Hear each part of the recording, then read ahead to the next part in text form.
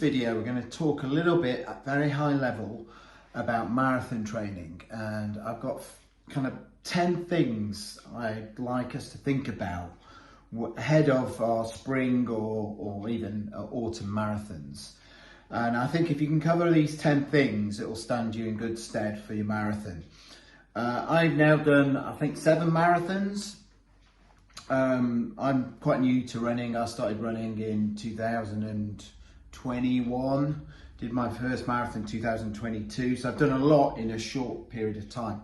Probably not advisable, but in order to be able to do that many, 7 marathons in those few amounts of years, you really do have to do things in a certain way. And to prevent injury, I've had 1 injury during that period, and that injury was down to overtraining. So here's an 11th thing: do not overtrain. Okay, I've seen people that have really trained hard and they ruin their marathons because when they get to their marathon, they're completely knackered. So it's a fine balance, but we'll go through some of the things that I think are important, ahead of your marathon training. So here's the number 1: have a plan. You hear that? Have a plan. Everyone should have a plan, right? And you should, if you're like me, I like to use Strava, but I also like to write the plan down. And I like to, because I'm a bit old school, right? But I like to review each week and see where I got to on the plan. Now, for me, it's not important to religiously follow that plan. It's a guideline, it's a framework, but you do need a plan. Otherwise, it can get all over the place. You can forget what you're meant to be doing. It can become like a bit of a mess, to be honest, because life gets in the way. If you have a plan, like you might do at work, each day you have a list of things you want to achieve. It's the same with the marathon training. So have a plan, and even look at sort of like times of the day when you're going to do your runs or your strength training or that type of thing. So I like to do mine in the morning, which means I have to get up really early in the morning, which means I'm going to be running in the dark, which means I need to wear the right clothes, which means I need to fuel properly earlier in the day, which can be a challenge. So think about all those things as part of your plan, not just mileage, but all the things you need to consider based on how you're going to run, how frequently you're going to run. So try and write that plan down ahead of your marathon block. And I like to do 16 weeks. I used to do 18 weeks. So my ideal is probably 18 weeks, but particularly with the spring marathon, I'd like to start in the new year. And I don't really have quite 18 weeks unless my marathon that I'm going to do is in May. So I shortened this one to 16 weeks. But I like to keep generally fit all year round, so I don't have like an off month or even a couple of weeks where I don't do any running. I generally run all the time. I have down weeks where I just reduce the mileage, but I generally don't have off like a period of time where I'm totally off running. I just like to keep ticking it over. So that's the number 1: have a plan. And we'll go into like planning your marathon. By now you've probably already got a plan, but I can give you an idea of how I like to do that. So number 1, have a plan. Number 2, have a structure within that plan, right? So by structure, have phases within your plan. So I like to call the first phase, where you're getting your fitness back, you're getting used to long mileage again, base training. And for me, base training is about building up that endurance. It's not about doing specific marathon pace runs, okay? So I've seen lots of people already in their Strava doing like marathon pace runs already. And these are either extremely fit people who always are super fit, always marathon ready, or they've got a marathon coming up like very soon in January or whatever, or they're like doing too much too early. And I think, so the base training is about building up your mileage, but doing lots of slow, long runs. It's not so much about doing these quick workouts, these marathon pace, huge epic workouts. these double runs. That'll come later. In my base training, I want us to get ready so that we're able to do those workouts. So base training is all about building fitness, building mileage, and that can be somewhere between 4 weeks and 6 weeks, depending on how long you've got. If you've got the 18 weeks, I like that to be 6 weeks. And don't think of intensity. It's about that slow build-up of mileage and getting fit, really fit, so you can take on those workouts and not get injured. So base training, I think, is a good way of really getting your legs ready, getting your body ready without getting injured. Because if you're going to get injured, it will come in the next two phases, which are support phase and specific phase, right? So support phase for me is where I like to throw in a few more races, a few periods of time where I'm going quicker than marathon pace or a bit slower than marathon pace, but still building up my mileage, still getting used to. And now at this point, I'm starting to get used to running around the 20-mile mark. So there'll be few and far between those runs, but I will do a couple during the support phase. And for me, support phase is really gearing myself up for the next phase, which is the specific phase. And this is where it gets kind of interesting. This is where we are running at marathon pace. We are doing those double runs, those killer days where it absolutely destroys us. We are doing those glycogen deficiency runs. By that I mean where we're going out without anything to eat or drink. You can have something to drink. We're just not going to have loads and loads of like electrolytes and any gels. In those runs, I want to get your body used to low glycogen levels, right? And that way, when you hit that during a marathon, which you will, your body will be tuned into that already. So for me, specific training is about those key workouts to get you really geared to running 26.1 miles fast, right?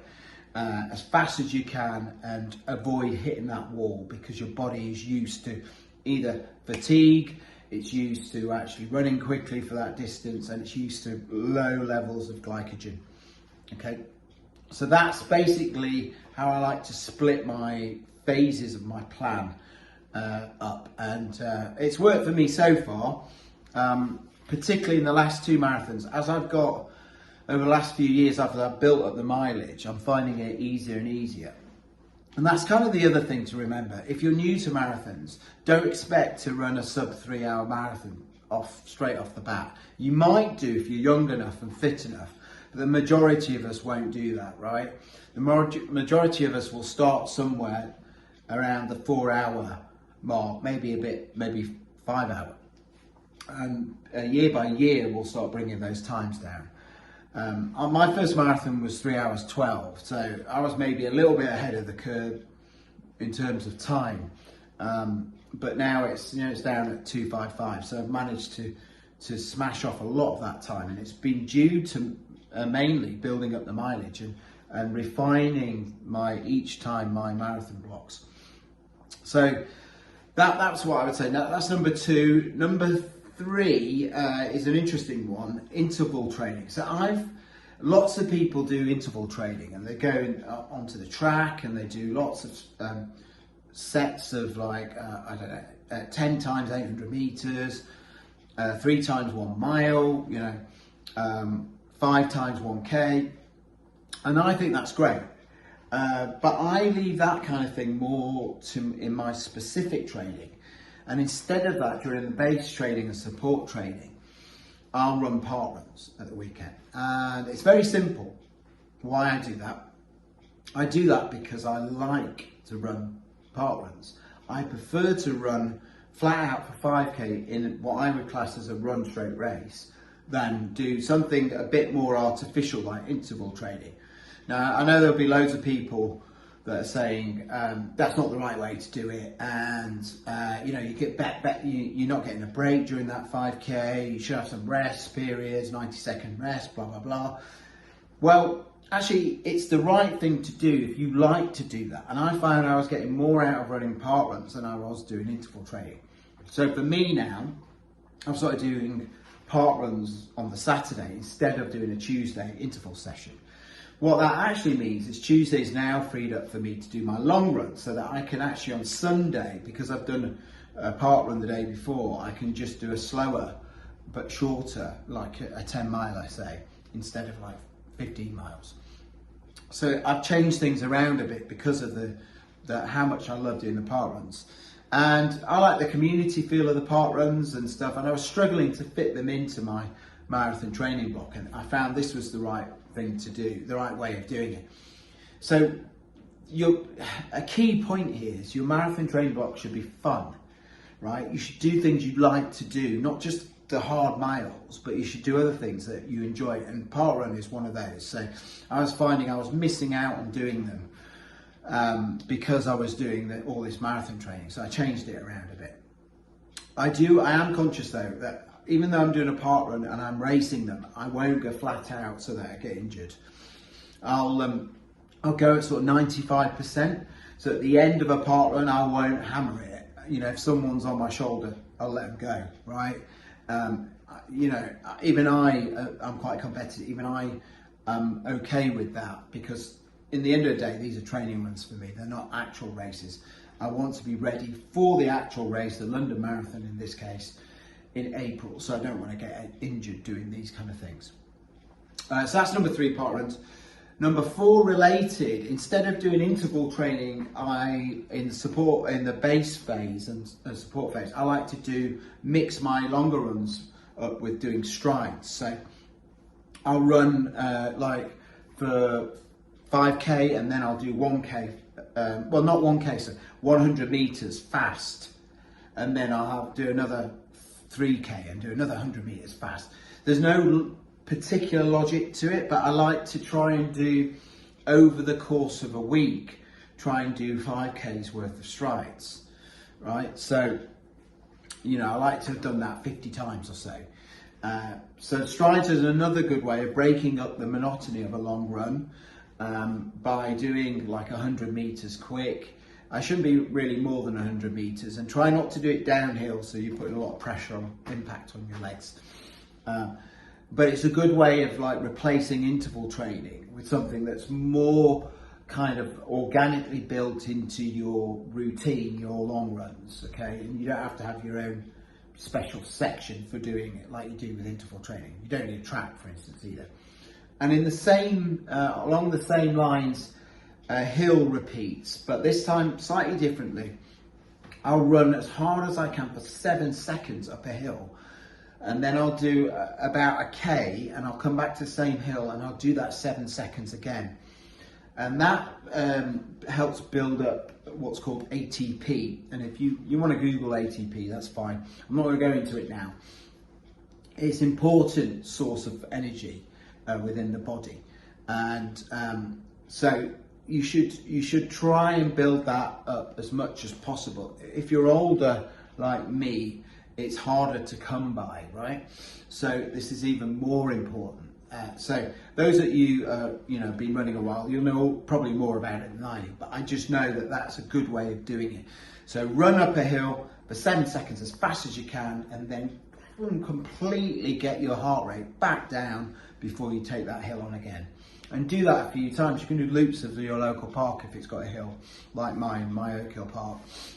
It's not mine actually, but I wish it was. But the park I run in has that hill, and I can do the 7 seconds. I roughly know by the end of the marathon block, I'm a lot further up the hill after 7 seconds. So it's a good fitness kind of tracker as well, where you are. So that's number 4. Number 5, frequency. Okay, frequency is a massive thing, right? Everyone's going on about, I have to do the long run at the weekend, but my legs are really tired, blah, blah, blah. Break it up into 2. Do 10 miles in the morning, 10 miles in the afternoon, if you need to. You've still done your 20 miles, right? You can do that throughout the week with your mileage. It's not a problem. Okay, yes, you do need to, as part of your 16 weeks or 18 weeks, you need to have done, 1 or 2 20-mile long runs, right? Just so you know, like I said, the glycogen depletion runs, so that you know you're ready for it. But you don't always have to do that. You can split your runs up, and so frequency is often key for us with busy lifestyles, that we've got to do school runs, or we've got to do go to the shops, or we've got to go into work. If you find you've got like half an hour, it's not long enough to do 10 miles, right? Of course it isn't. Just do a half an hour, go reasonably fast. And then when you get some more time in the evening, make up the rest of your mileage.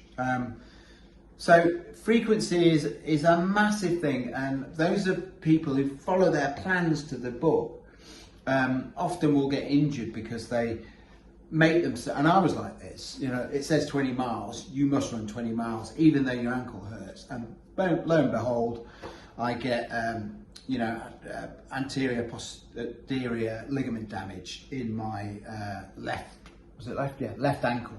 And that nearly stopped me doing the London Marathon. So I learned a lot about doing too much, and frequency was the key after that injury of getting me back running. I do little bits at a time, and eventually that would build up to quite high mileage throughout the week, but not overdoing it in terms of lengths of runs. So for me, frequency, number 5, is so important, and build that into your routine. Don't get too obsessed with, I must do this because it says it on my plan. Yes, you can do it, but just split it up into an hour here, an hour there, and fine, you've done the mileage, right? So that's number 5. Number 6 now is so important, sleep. You need to have sleep. I think sleep, to be honest, is more important than having a rest day. So getting good sleep is more important than having a rest day. So try and get your 6, 7, 8 hours sleep a day. If you're getting up early like me, that's a challenge, but you can do it. You can get enough sleep for your body to repair itself, to recover. So it's your body's way of recovering. So I feel sleep is one of the key points here for your marathon routine, your marathon training. Make sure, if you have to think of one thing every night, make sure you get to bed early. If you're getting up early, get to bed early and get some good night's sleep, and your legs will recover from all the work you've done the day before. So important. More important than having a rest day is sleep. Okay. So that was number 6. Number 7, ice baths. It's something I've introduced recently. I'm going to have one in a minute, actually. I won't show you that.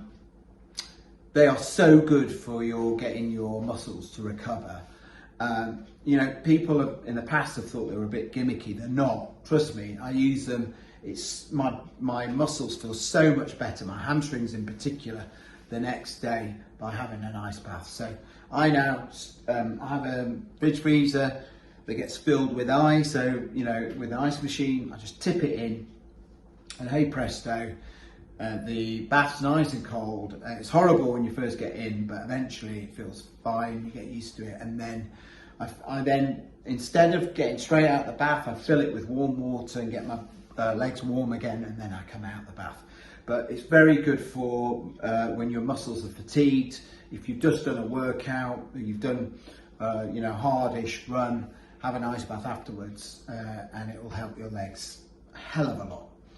So ice baths, number 7. Number 8, have a down week. Now by down week, I mean have a week where you're doing less mileage. You've done a previous week, you've done lots of mileage, I don't know, 80 miles. Have a down week where you're back down to 60, and have them every now and again. It helps your body readjust. If you're continually increasing the mileage, eventually something's going to give. So it's good to have now and again, build into their schedule a down week at some point, and have more than one throughout your 16, 18 weeks. Okay, that's number 8, I think. Number 9, so I like to vary things up a bit, and particularly in footwear.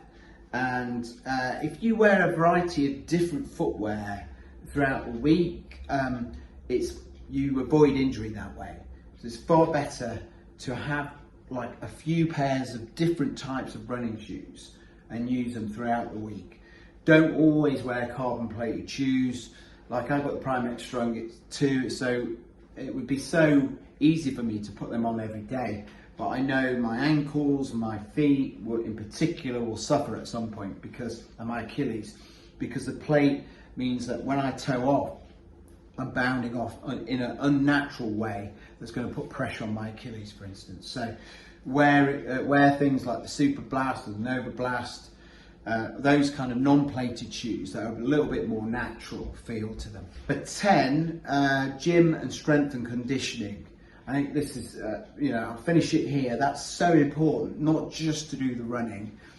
Do the gym work, do the stretching, do work on your glutes, your hamstrings, core, planks are good, so press-ups, do some bicep curls to get your arms strong, because you're doing this constantly. You need strong arms, right? You may not think that, but you do. Don't just do legs. Everyone who are runners, they just go in the gym and think, right, I'll do leg weights. You're doing that already by running up hills. In fact, if anything, you don't need that. You need to build up the other parts of your body, your back, your leg, your glutes, your hips. Do all those. You get a resistance band and do some what I like to call clams, where you go like that with your legs with a resistance band, and it's really good for your hip strength. You can Google all these things and you'll see. Do the pigeon, which is where you wrap your leg underneath yourself. And it's quite difficult at first. It can hurt your knees a little bit, but once you get used to it, it's really good for you stretching out your glutes. All those kind of things I think are really good. And then do a bit of cross training. Go on the bike a little bit. Do a spin class. Swim. All those things to complement your running. So that's all I want to talk to you about today. That's been over 20 minutes, longer than I thought it would be. And then we'll go through these individually in detail. But I think they're a good 10 steps to actually having a successful marathon block. So I hope that's been useful. It's helped me doing these things, and hopefully it can help you too. And it can get you that sub 3. If that's what you're aiming for, that's what these training blocks have done for me. It got me that sub 3. And I'm not somebody who's, years and years ago I used to be a sprinter. I played a lot of football and rugby, but it's not like I was a top athlete and I had it in me from day one. I've had to work at this, and so like us all, we all have to work at it, most of us anyway. So this will give you a good foundation, a base to be able to approach those marathons and actually knock off some considerable time from your current PBs, or if it's your first marathon, give you your best chance to get your best time in it. Anyway, hopefully that's been useful, and expect more around marathon and marathon training and shoes related to marathons and races in general. I'll see you later. Bye bye.